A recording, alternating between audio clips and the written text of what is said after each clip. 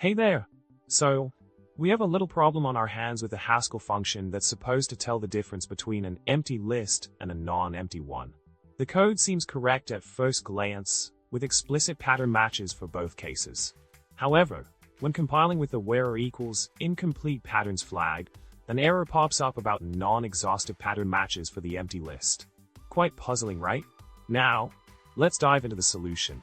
An interesting observation was made about the code possibly residing in a partial where clause, leading to incomplete pattern matches. For example, the snippet provided foo equals where done versus items equals done versus items ps equals. This partial definition triggered warnings about non-exhaustive pattern matches for both and ps. There might have been a mix-up in copying partial warning messages, where differences in tab spacing could have caused the issue. Luckily, by rearranging the code correctly, we can avoid such warnings and ensure all patterns are covered. Building upon the insights from before, the warnings mentioned demonstrated the necessity of meticulous code structuring.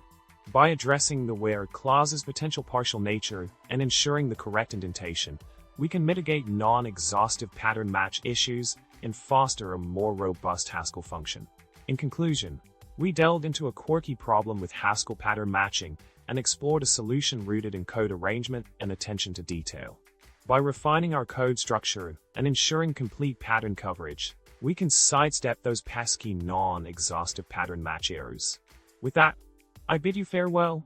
Don't forget to hit subscribe, like the video, and drop a funny comment below. Happy coding!